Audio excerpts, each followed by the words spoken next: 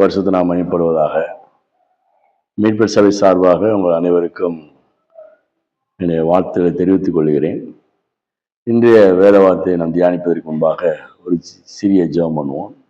நல்ல பிதாவே, நாங்கள் நம்மை துதிக்கிறோம். தேவனின் வார்த்தையின் தேவன், எங்களோடு நீ வார்த்தையில் பேசுகிறவர். எங்கள் ஆவி, ஆத்மா, சரீரத்தை வார்த்தையினாலே மறுரூபப்படுத்தி புதிய ஜீவனுக்குள்ளாய் கடந்து போக பண்ணுகிற தேவனாக இருக்கிறபடியாக நாங்கள் துதிக்கிறோம். இப்போது நாங்கள் பேசுகிற வார்த்தை உங்களுடைய பிள்ளைகளுக்கு ஜீவனாய் மாறட்டும். மனம் புதிதாகும்படி நாங்கள் செபிக்கிற கர்த்தாவே, அந்த இருதயங்கள் வார்த்தையில் நிறையப்படட்டும் கர்த்தாவே. இருதயங்களை தேவ வார்த்தையினால் ஆளுகை செய்யட்டும் கர்த்தாவே. இயேசு மூலமாக நல்ல பிதாவே, ஆமென். அன்பான தேவ பிள்ளைகளே, இன்றைக்கு நம்ம தியானிக்க போற வார்த்தை வந்து ரோமர்கள் நிறுவம் 12ஆம் அதிகாரம் 2வது வசனம். நீங்கள் இந்த பிரபஞ்சத்திற்கு ஒத்த வேஷம் தெரியாமல் தேவனுடைய நன்மையும் பிரியமும் பரிபூர்ணமான சித்தம் இன்னதென்று பகுத்தறியத்தக்கதாக உங்கள் மனம் புதிதாகிறதுனாலே மறுரூபமாகுங்கள். அன்பான தேவ பிள்ளைகளே, அருமையான இந்த வேத வார்த்தை அப்போஸ்தலன் பவுல் இந்த ரோமர்கள் நிறுவம் முழுவதுமாக சுவிசேஷத்தை அடிப்படையாய் கொண்டு எழுதப்பட்ட புத்தகம். சுவிசேஷத்தினால் உண்டாயிருக்கிற நன்மை குறித்து, சுவிசேஷமாகிய நற்செய்தியினால் கிடைத்திருக்கிற தேவனுடைய நன்மைகளை குறித்து விளக்கக்கூடிய ஒரு புத்தகமா நான் பார்க்கிறோம். இதுல இந்த வசனத்துல வந்து உங்களுடைய மனம் புதிதாகிறதுனாலே மறுரூபமாகுங்கள். மறுரூபமாக வேண்டும் என்ற ஒரு வார்த்தையை, மறுரூபமாக வேண்டும் என்ற ஒரு விருப்பத்தை பவுல் இங்கு தெரியப்படுத்துறோம் பார்க்கிறோம். நாங்கள் ரட்சிக்கப்பட்ட காலத்துல மறுரூபம் அப்படின்னாலே நாங்க என்ன நினைச்சோம்னா, செத்தா பரலோகம் போறப்ப எக்கால சத்தம் கேட்கும்போது தேவனுடைய வருகையில நாம் எல்லாரும் மறுரூபமாக்கப்படுவோம் என்ற செய்தி நாங்கள் அதிகமாக கேட்டிருக்கிறோம். அதுபடி வளர்ந்துருக்கிறோம். அது நிச்சயம் ஒரு நாள் இயேசு கிறிஸ்துடைய வருகையில் நாம் மறுரூபமாக்கப்படுவோம். அது தேவனுடைய நமக்கு வைத்திருக்க மிகப்பெரிய ஆசீர்வாதம். ஆனால் இங்கு பவுல் இங்கு சொல்லக்கூடிய மறுரூபம் என்பது, இங்கு நம்முடைய மனம் புதிதாக வேண்டும், மனம் மறுரூபமாக வேண்டும் என்று சொல்வதை நாம் பார்க்கிறோம்.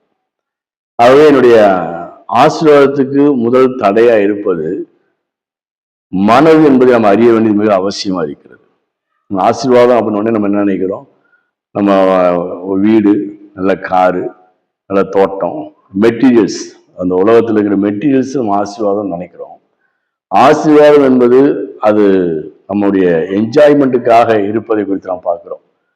நேற்று தினத்தில் பார்த்து நம்ம ஒரு கர்த்தர் வந்து மனுஷனை உண்டாக்கின போது அவங்க நல்ல ஒரு அந்த ப்ளூ பிரிண்டை பற்றி சொல்லி ஒரு வீடு எப்படி இருக்குன்னு நம்ம அதை உருவாக்கி அந்த வீட்டை வந்து கட்டுறோம்னு சொன்ன மாதிரி மனுஷன் எப்படி இருக்கணுன்றதை பற்றி அவர் ஏதேன் தோட்டத்தில் அந்த பிக்சரை உருவாக்கணுன்றதை பற்றி பார்த்தோம்.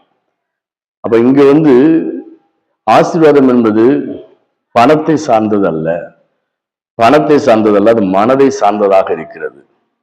இந்த வேதவசனத்தில் வாசிக்கிறோம், இந்த பிரபஞ்சத்திற்கு ஒத்த வேஷம் தெரியாமல் தேவனுடைய நன்மையும் பிரியமும் பரிபூர்ணமான சித்தம் இன்னதென்று பகுத்தறியத்தக்கதாக. அப்ப என் மனம் வந்து பகுத்தறிய வேண்டியது அவசியம் இருக்கிறது. எதுல என் மனசு பகுத்தறின்னு சொன்னா, என்னுடைய மனது வந்து தேவனை குறித்த அந்த அறிவு, தேவனை குறித்த ஒரு பகுத்தறிதல் தன்மை உண்டாயிருக்க வேண்டியது மிக அவசியமா இருக்கிறது. அது 2 சம்பவத்தை நம்ம இங்க பார்க்க போறோம். எலியாவுடைய காலத்துல நம்ம எல்லாருக்குமே தெரியும், எலியாவுடைய காலத்துல மிகுந்த பஞ்சம் உண்டானுச்சு. அப்போ வந்து 3 வருஷம் மழை பெய்யாதிருக்குன்னு சொல்லி எலியா தீர்க்கதரிசி சொன்ன பிறகு அவரு சாரிபாத் விதவை வீட்டுக்கு போறாரு. போகும்போது அங்க பார்க்கிறோம், 1 ராஜாக்கள் 17ஆம் அதிகாரத்துல 11ஆம் வசனத்துல வாசிக்கிறோம், நீ கொண்டு வர அவள் போகிற போது அவன் அவளை நோக்கி கூப்பிட்டு, கொஞ்சம் அப்பமும் உன் கையில் எனக்கு கொண்டு வா என்றான். அதற்கு அவள், பானையில் ஒரு பிடி மாவும் களையத்தில் கொஞ்சம் எண்ணெயும் அல்லாமல் இடத்தில் ஒரு அடையும் இல்லை என்று உம்முடைய தேவனாகிய கர்த்தருடைய ஜீவனை கொண்டு சொல்கிறேன், இது நானும் என் குமாரனும் சாப்பிட்டு செத்து போகாத எனக்கு அவனுக்கு ஆயத்தப்படுத்துறதுக்கு 2 விறகு பொறுக்கிறேன் என்றார். அப்ப எலியா அவனை பார்த்து, பயப்படாதே, நீ போய் உன் வார்த்தையின்படி ஆயத்தப்படுத்து, ஆனாலும் முதலில் அதில் எனக்கு ஒரு சிறிய அடைய பண்ணி நிலத்தில் கொண்டு வா, பின்பு உனக்கு ஒரு குமாரனுக்கும் பண்ணலாம். இதுல முக்கியமான வார்த்தை என்னன்னு பாத்தீங்கன்னா, பயப்படாதே, நீ போய் உன் வார்த்தையின்படி ஆயத்தப்படுத்து, ஆனாலும் முதலில் அதில் எனக்கு ஒரு சிறிய அடையை பண்ணி இடத்துல கொண்டு வா. இங்க பாத்தீங்கன்னா சூழ்நிலை வந்து மிகப்பெரிய பஞ்சத்தின் நிலையில இருக்கு. அந்த அம்மா சொல்றாங்க, நானும் என் மகனும் இந்த அப்பத்தை சாப்பிட்டு மரிக்க போறோம். அந்த நேரத்துல எலியா தீர்க்கதரிசி போய் தண்ணி கொண்டு வான்னு கேட்கிறாரு. அதோடு சேர்த்து எனக்கு ஒரு அப்பத்தை கொண்டு வான்னு சொல்றாரு. சூழ்நிலை பாருங்க, பஞ்சம். ஆனா எலியா சொல்றாரு, பயப்படாத. அப்ப இங்க பாருங்க, அங்கு அவருடைய மனது ஆசீர்வாதம் என்பது அப்பத்திலையும் அங்க இருக்கிற அந்த அவருடைய வாழ்க்கைய என்ற நிலையில இருந்துச்சுன்னு சொன்னா நிச்சயம் என்ன சொல்லியிருப்பா, நாங்களே பஞ்சத்துல இருக்கிறோம், நாங்களே வேதனையில இருக்கிறோம், இந்த நேரத்துல போய் எங்களை கஷ்டப்படுத்துறதுக்கு நீங்க இப்படி கேட்கறீங்களே அப்படின்னு சொல்லி எளிய இடத்துல பல தோல்வியான வார்த்தையில அவ பேசியிருக்கலாம். ஆனா பாருங்க, அவர் சொன்ன உடனே பயப்படாதேன்னு சொல்லிட்டு என்ன சொல்ற, சொன்ன உடனே என்ன பண்றா, அவ அந்த அந்த அப்பத்தை எலியாவை கொடுக்கும்போது அடுத்த வசனம் பாருங்க, கர்த்தர் தேசத்து மேல் மலையை கற்றிடும் நாள் மட்டும் பானையில் மா செலவழிந்து போகவும் இல்லை, கலசத்தில் எண்ணெய் குறைந்து போகவும் இல்லை என்று இஸ்ரவேல் தேவனை கர்த்தர் சொல்கிறார் என்றார். பாருங்க, இந்த அவர் சொன்ன வார்த்தை தான் அவன் மனதை அப்படியே டிரான்ஸ்பர்மேஷன் பண்ணிச்சு. சாக போறேன்னு சொன்னவ, சூழ்நிலை நிமித்தம் சாக போறேன்னு சொன்னவ, ஒரு தேவ மனுஷன் சொன்ன வார்த்தை அவளை அப்படியே மருவமாகப்படுத்தி அது நிச்சயம் நடந்துச்சு. அந்த அந்த அந்த பகுதியை வாஸ்து பார்த்தீங்கன்னா, மழை பெய்கிற வரைக்கும் அவங்களுடைய எல்லாரும், அவங்களுடைய உறவுக்காரர் அனைவரும் அநேக நாள் சாப்பிட்டார்கள் என்று வேதம் சொல்லுகிறது. அவங்க அன்பான தேவ பிள்ளைகளே, உங்க சூழ்நிலைகள் உங்களுக்கு பஞ்சத்தை போல இருக்கலாம், அது உங்க சூழ்நிலைகள் நெருக்கத்தின் சூழ்நிலையா இருக்கலாம். ஆனா உங்க சூழ்நிலையை காட்டிலும் வார்த்தை பெரியது. வார்த்தை உங்க சூழ்நிலையை மாற்றக்கூடிய என்ற மனது நமக்கு உண்டாக வேண்டியது மிக அவசியம். பாருங்க, நான் நேரத்தில் பாருங்க, மனசு பாத்தீங்கன்னா சோர்ந்து போயிருக்கும், மனது எதிர்காலத்துக்கு குறித்த பயத்துல இருக்கும், மனது சூழ்நிலையை பார்த்து நடுங்கி கொண்டு இருக்கும். அந்த நிலையில தான் அந்த அம்மா இருந்தாங்க. ஆனா எலியா அவர் சொன்ன வார்த்தை அவருடைய மனதை டிரான்ஸ்பர்மேஷன் பண்ணிச்சு. அது மாத்திரமல்ல, அந்த பாருங்க, இந்த மனது தான் இதுல முக்கியமான ஆசீர்வாதத்துடைய மிகப்பெரிய அது தேவன் வைத்திருக்கு மிகப்பெரிய ஒரு ஆயுதமா இருக்கிறத நம்ம பார்க்கிறோம். மனதை சரிப்படுத்துறது ரொம்ப அவசியமா இருக்கு. புதிய ஏற்பாட்டுல ஒரு சம்பவத்தை எல்லாருக்குமே தெரியும், இந்த மூத்தகுமாரன் இளையகுமாரன் சம்பவம் உங்களுக்கு தெரியும். அங்க பாருங்க, அப்பாவோடய இருக்கான் அவன். மூத்தகுமாரன் அப்பாவோட இருக்கான். அப்பாவோட எல்லாத்தையும் என்ஜாய் பண்றான். என்ஜாய் பண்ணதுக்கு அப்புறம் இளையகுமாரன் வந்ததுக்கு அப்புறம் சீன் மாறுது.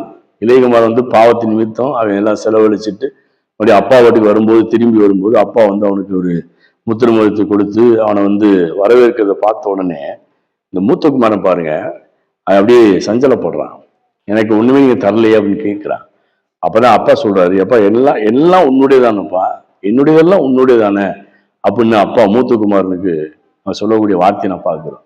என்ன பார்த்தீங்கன்னா, அப்போடைய ஆசீர்வாதத்தை அனுபவிச்சுட்டு தான் இருக்கிறான். அவனுக்கு நல்ல சாப்பாடு கிடைச்சிச்சு, நல்ல நிறைவான வசதி கிடைச்சது, அவன் டிராவல் பண்ணக்கூடிய வாகனங்கள் கிடைச்சிருக்கலாம். எல்லாம் அவன் அனுபவிச்சும் அவன் மனசை பாருங்கமே, அந்த மனது அவனுடைய மனது அப்பாவை புரிந்து கொள்ளாத மனது, அப்பாவே அறியாத மனது. அப்ப அப்பாவை புரிந்து கொள்ளாத மனது என்ன பண்ணுதுன்னா, அவன் அவ்வளவு ஆசீர்வாதத்தை அவன் என்ஜாய் பண்றான். இளையகுமார் சாப்பாட்டுக்காக தான் திரும்பி வரான் அப்பா வீட்டுக்கு. ஆனா மூத்தகுமார் எல்லாத்தையும் என்ஜாய் பண்றான். ஆனா பிரச்சனை எங்கேன்னு பாத்தீங்கன்னா, ஆசீர்வாதத்துல பிரச்சனை இல்லை, ஆசீர்வாதத்து மூலமா வரக்கூடிய பணத்தினால வசதியில பிரச்சனை இல்லை, மனதுதான் பிரச்சனையா இருக்கு. மனது மட்டும் அப்பாவை புரிந்த மனதா இருந்துச்சு வச்சுங்களேன், அவன் என்ன பண்ணிருப்பான்னா, அவனு என்ன பண்ணிருப்பான், இளையகுமாரிய வருகையை சேர்த்து அவனுக்கு கொண்டாடி இருப்பான். ஏன்னா அப்பாவுடைய தகப்பன் இவனுக்கு, அப்பாவுடைய ஹார்ட் இவனுக்கு உண்டாயிருக்கும் போது இவனும் தன்னுடைய தம்பியுடைய வரவை பார்த்து என்ன பண்ணியிருப்பான், அவன் கொண்டாடி இருப்பான். பாருங்க அன்பான தேவ பிள்ளைகளே, ஆசீர்வாதம் என்பது பணத்தை வைத்து அல்ல, ஆசீர்வாதம் என்பது நம்முடைய மனதை வைத்திருக்கிறது. மனம் என்னுடைய ஆசீர்வாதம் என்பது மனம் இந்த தேவன் என்னை குறித்து என்ன நினைத்திருக்கிறார், தேவ சித்தம் என்ன, தேவனுடைய விருப்பம் என்ன என்பதை அறிந்து நான் செயல்படும் போது அந்த மனதுதான் நம்மை அடுத்த கட்டத்துக்கு அழைத்து செல்லக்கூடியதா இருக்கிறது. மனது நீங்க புதியதாக வச்சுக்கோங்களேன், மனசு மாறலன்னு வச்சுக்கோங்களேன், அப்ப நீங்க பாத்தீங்கன்னா உங்களுடைய ஆசீர்வாதம் சொன்னா எனக்கு அது கிடைக்கலையே, இது கிடைக்கலையே, எனக்கு என்னுடைய விருப்பங்கள் நிறைவேறலையே அப்படின்னு சொல்லி ஆசீர்வாதத்தை தவறா புரிந்து கொண்டு நம்ம குறைகளையே பேசி கொண்டு இருப்போம். ஆனா ஆசீர்வாதம் என்பது என் மனது மருவமாக்கப்பட்ட மனதா இருக்குன்னு வச்சுக்கோங்களேன். மருவமாக்கப்பட்ட மனது இருந்து சொன்னா என் குறைவை கூட நான் பார்க்க மாட்டேன், அந்த குறைவிலும் தெய்வ சமாதானத்தினால் ஆட்கொள்ளப்படுவதை நாம் உணர முடியும். ரொம்ப முக்கியம். அதெல்லாம் பாருங்க, அந்த ரோமர்லயே வாசிக்கிறோம், இந்த பிரபஞ்சத்திற்கு ஒத்த வேஷம் தெரியாமல், அதாவது இந்த உலகத்திற்கு நீங்க ஒத்த வேஷம் தரிக்காதீங்க, தேவனை குறித்து நீங்க அறிந்து கொள்ள வேண்டும். தேவன் எப்படிப்பட்டவர், என்னை எப்படி சிருஷ்டித்தார், அவர் என்னை எந்த நோக்கத்துக்கு சிருஷ்டித்தார், அவர் சித்தம் என்ன என்பதை குறித்து அறிய வேண்டும் என்பது குறித்து தான் பவுல் நமக்கு இந்த இடத்துல சொல்றார். நீ இந்த பிரபஞ்சத்துக்கு ஒத்த வேஷம் தெரியாமல் தேவனுடைய நன்மை, பிரியமும் பரிபூர்ணமான சித்தம் இன்னது என்று பகுத்தறியத்தக்கதாக. அப்ப என்ன சூழ்நிலை என்னை முடிவு பண்ண முடியாது, என் மனது என்ன முடிவு பண்ண முடியும்.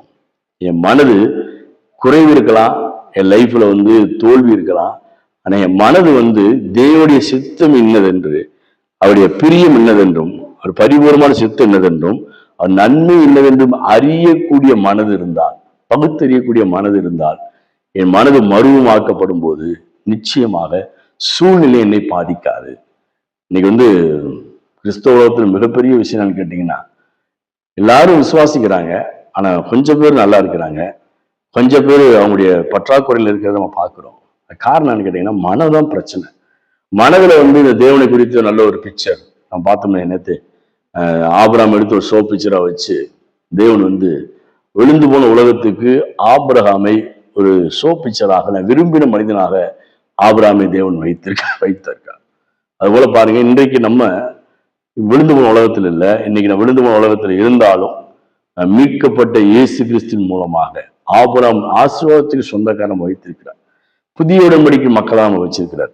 புதிய உடன்படிக்கை மக்கள் என்று சொன்னால், இன்னைக்கு அவரால் மீட்கப்பட்டு நான் இழந்து போன ஸ்தானத்தை திரும்ப பெறும்படியாக இயேசு என்னை தகுதிப்படுத்தி பிதாவோடு என்னை சேர்க்கிற ஒப்புரவாக்குற ஊழியத்தை செய்து முடித்து விட்டார். அவ எனக்கு அன்பான தேவ பிள்ளைகளே, உங்க லைஃப்ல இருக்கிற குறைவை பார்த்து நீங்க ஆசீர்வாதம் எனக்கு இல்லைன்னு முடிவு பண்ணாதீங்க. நீங்க குறைவில் இருப்பதை வைத்து கவலைப்படாதீங்க. நீங்க குறைவில் இருந்தாலும் உங்கள் மனம் புதிதாகும் போது, உங்கள் மனம் தேவனை பற்றி அறிகிற அறிவிலால் நிரப்பப்படும் போது, உங்கள் மனம் தேவனை குறித்த எண்ணங்களால் நிரப்பப்படும் போது, நிச்சயம் அந்த ஆசீர்வாதம் உங்க வாழ்க்கையில நிரம்பும்படியாக தேவன் கிருபை செய்கிறார். ஆனா பாருங்க, சங்கீதக்காரன் 23 சங்கீதத்தில் அழகா சொல்றாரு பாருங்க, கர்த்தன் மேய்ப்பரா இருக்கிற தாழ்ச்சி அடையேன், அவ்வளவுதான். அப்ப என்னன்னா, மனது சொல்லுது, நான் தாழ்ச்சி அடைய முடியாது, நான் எப்படி தாழ்ச்சி அடைய முடியும், கர்த்தன் மேய்ப்பரா இருக்காரு, நான் எப்படி தாழ்ச்சி அடைய முடியும் அப்படின்னு கேட்கிறாரு. அதான் அடுத்து சொல்றாரு, நன்மையும் கிருபையும் என்னை தொடரும். அப்ப என் மனது கர்த்தரை சார்ந்திருக்கும் போது, என் மனது கர்த்தரை பற்றி கொண்டிருக்கும் போது, என் மனது கர்த்தரை நோக்கி கொண்டிருக்கும் போது, என் மனது தேவனை குறித்து அறிகிற அறிவில்லை நிரப்பப்படும் போது, நன்மையும் கிருபையினை தொடரும் என்று தாவீது சொல்வதை நாம் பார்க்கிறோம். ஆக எனக்கு அன்பான தேவ பிள்ளைகளே, ஆசீர்வாதம் என்பது பணத்தில் அல்ல, ஆசீர்வாதம் என்பது உங்கள் மனம் புதிதாவதில் இருப்பதாக நான் பார்க்கிறோம். உங்கள் மனம் புதிதாக வேண்டும். நான் என் தேவனை குறித்து அறிகிற அறிவு நிரப்பப்படும் போது இந்த சூழ்நிலை ஒரு நாள் மாறும். என் தேவன் மாற்றத்தின் தேவன், என் தேவன் சகலவற்றையும் மாற பண்ணுகிறவர், சகலவற்றையும் எனக்காக செய்து முடித்திருக்கிறவர். அந்த இடத்துக்கு நீங்க வரும்போது கர்த்தர் நிச்சயமாய் உங்களை ஆசீர்வதித்து உங்களை எல்லாவற்றையும் பெருக பண்ணுவார், உங்களை நடத்துவார், உங்களை தாங்குவார். ஆக அன்பான தேவ பிள்ளைகளே, உங்கள் மனதை புதிதாக்கும்படியாக தேவ சமூகத்தில் ஜெபியுங்கள், கர்த்தர் பெரிய காரியங்களை செய்வார். இப்போது ஜெபிப்போம். நல்ல பிதாவே, நாங்கள் உண்மை துதிக்கிறோம், ஸ்தோத்திரிக்கிறோம். கர்த்தாவே, தேவரே, நாங்கள் உம்முடைய சாயலாய் சிருஷ்டிக்கப்பட்டு இந்த பூமியிலே நாங்கள் ஆண்டவரே உண்மை பிரதிபலிக்கும்படியாக நாங்கள் இந்த பூமியில எங்களை வைத்திருக்கீங்கப்பா. இது நீதிமான் நடுப்பகல் வரைக்கும் பிரகாசிக்கிற சூரிய பிரகாசம் போல் இருப்பாண்ட வார்த்தையும்படியாக நாங்கள் நீதிமான் என்ற அங்கீகாரத்தோடு கூட எங்களை பிரகாசிக்க செய்கிற தேவனா இருக்கீங்கப்பா. ஆகவே நாங்கள் எங்கள் மனதை புதிதாக்கும்படியாக, எங்கள் மனது சோர்ந்து போகும் போதெல்லாம், என் மனது பல நேரங்களிலே அது அங்கலாய்க்கு அடையும் போதெல்லாம் நாம் தேவ வார்த்தையினாலே எங்கள் மனதை மாற்றும்படியாய் கர்த்தர் கிருபை செய்வீராக.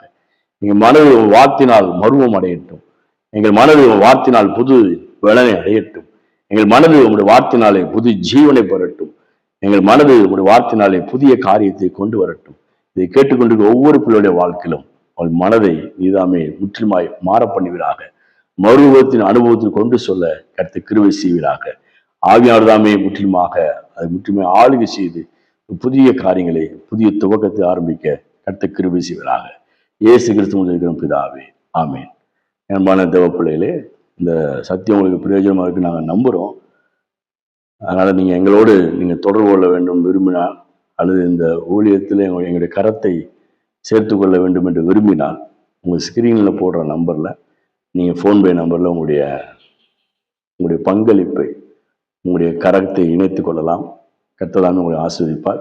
தொடர்ந்து நீங்கள் எங்களுடைய திருச்சபையுடைய செய்தியை கேட்க வேண்டும் என்று சொன்னால், ஞாயிறு தோறும் நாங்கள் வத்தலகுண்டு அம்மிநாயக்கனூர், காலை வத்தலகுண்டிலும் மாலை அம்மிநாயக்கனூரும் நாங்கள் ஆராதனை நடத்துகிறோம்.